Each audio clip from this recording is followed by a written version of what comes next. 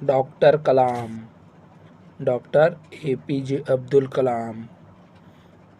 इस इंसान को कौन नहीं जानता, जो नहीं जानता मैं उसे इंसान नहीं मानता। भारत के परमाणु ऊर्जा क्षेत्र में अहम किरदार निभाने के कारण अब्दुल कलाम जी को भारत का मिसाइल मैन कहा जाता था। परमाणु हथियार कार्यक्रम में सम्मिलित होने कारण डॉक्टर कलाम जी को भारत का सर्वोच्च नागरिक पुरस्कार भी प्रदान किया गया था।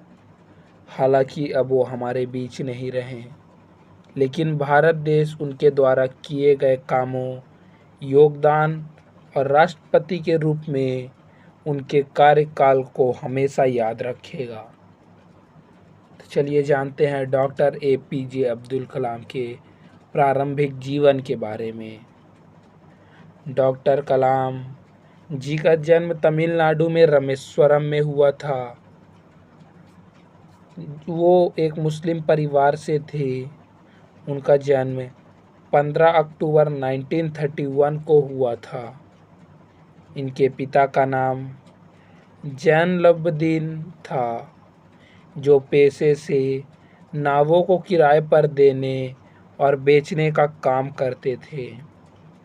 कलाम जी के पिता अनपढ़ थे, पर उनके विचार आम सोच से कहीं ऊपर थे। वह उच्च विचारों के धनी व्यक्ति थे और अपनी सभी बच्चों को उच्च शिक्षा देना चाहते थे।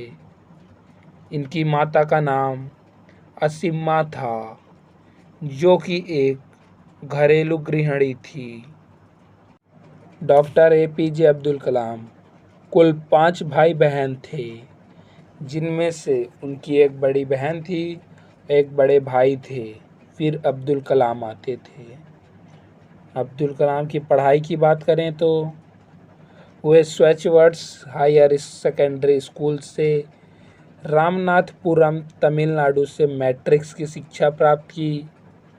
अब्दुल कलाम जी बताते थे कि स्कूल के दिनों में वह अपने एक शिक्षक से बहुत ज़्यादा प्रभावित थे, जिनका नाम अयादुर सुलेमान था। उन्होंने अपने कॉलेज की पढ़ाई तिरुचिरापल्ली के सेंट जोसेफ कॉलेज से की थी। उन्होंने बीएससी फिजिक्स से अपनी डिग्री हासिल की थी 1954 में। और डॉक्टर एपीजे अब्दुल कलाम के कैरियर की बात करें तो स्नातक की पढ़ाई पूरी करने के बाद कलाम जी ने रक्षा अनुसंधान और विकास संगठन में एक वैज्ञानिक के रूप में शामिल हुए। इन्होंने प्रसिद्धि वैज्ञानिक विक्रम साराभाई के साथ भी काम किया। 1969 में डॉक्टर एपीजे अब्दुल कलाम इसरो आ गए और वहां पर इन्होंने परियोजना निर्देशक के पद पर काम किया। इसी पद पर काम करते समय भारत का प्रथम उपग्रह रोहिणी पृथ्वी की कक्षा में वर्ष 1980 में स्थापित किया गया। इसरो में शामिल होना डॉक्टर एपीजे अब्दुल कलाम के लिए बहुत ही सौभाग्य की बात थी, और इसरो के लिए भी यह बहुत सौभाग्य की बात थी कि डॉक्टर एपीजे अब्दुल कलाम जैसा व्यक्ति इसरो को मिला, क्योंकि उनको ऐसा लगा कि जिस उद्देश्य के लिए वह जी रहे थे, उनका यह उद्देश्य पूरा हो गया।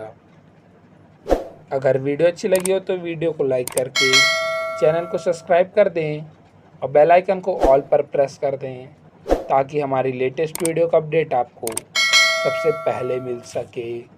धन्यवाद।